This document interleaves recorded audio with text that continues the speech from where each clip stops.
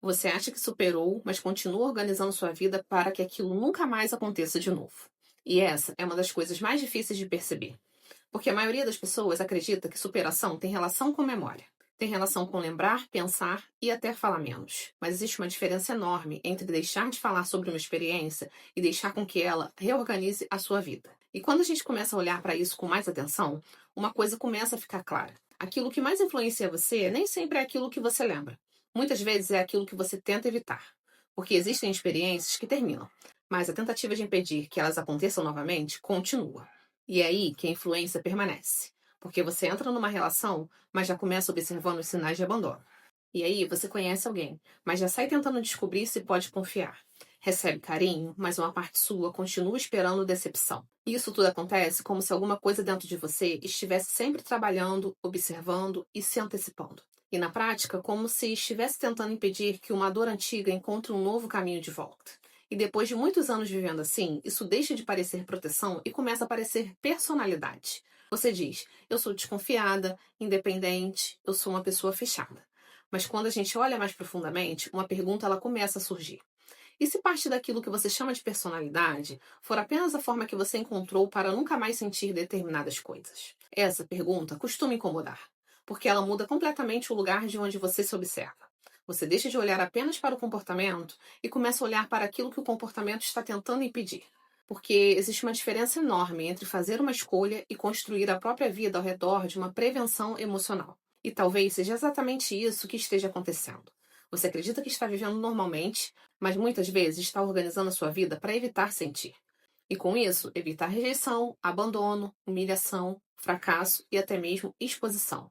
E o mais difícil é que tudo isso parece razoável. Parece prudência, maturidade, parece até inteligência emocional. Até que uma coisa começa a ficar clara. Muitas das suas decisões não estão sendo feitas em direção ao que você deseja. Elas estão sendo feitas para longe daquilo que você teme. E existe uma diferença enorme entre essas duas formas de viver. Porque quando você vive em direção ao que deseja, você constrói. Mas quando você tenta evitar aquilo que teme, você se protege.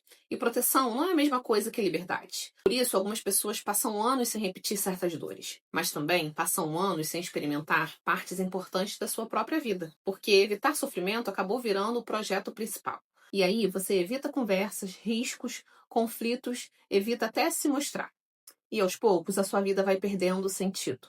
Não porque faltam oportunidades, mas porque a sua proteção começa a ocupar espaços demais. E essa é uma das consequências mais silenciosas de uma experiência não superada. Ela não aparece apenas na dor.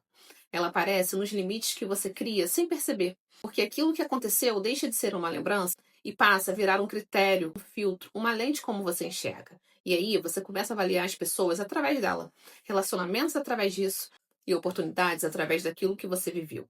E então começa a surgir uma sensação estranha, aquela sensação de estar presa, porque uma parte sua quer avançar, mas outra parte continua comprometida com a missão de nunca mais sofrer da mesma maneira. E é aqui que muita coisa começa a fazer sentido. Porque você não está apenas tentando viver, você está tentando viver sem correr determinados riscos emocionais. Só que existe um grande problema. Uma vida construída para evitar dor não necessariamente é uma vida construída para ser vivida. E perceber isso não é nada confortável, porque obriga você a reconhecer quantas escolhas foram feitas a partir do medo, quantas oportunidades ficaram pelo caminho e quantas versões suas nunca tiveram espaço para de fato existir. Mas existe um ponto aqui que precisa ser sustentado com muita responsabilidade. Perceber isso não transforma você em vítima. Na verdade, acontece o contrário. Porque aquilo que opera escondido tem muito mais força. E aquilo que você consegue enxergar começa a perder o poder de decidir sozinho. E é aqui que vai o verdadeiro ponto de virada.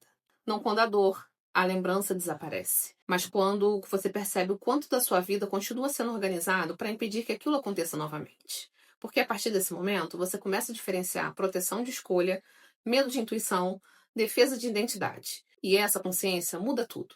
Porque o passado ele não deixa de existir, mas ele perde força quando deixa de conduzir sua vida sem ser percebido. E talvez a pergunta hoje não seja o que aconteceu comigo. Talvez a pergunta seja quando da minha vida continua sendo organizada para que aquilo nunca mais aconteça de novo.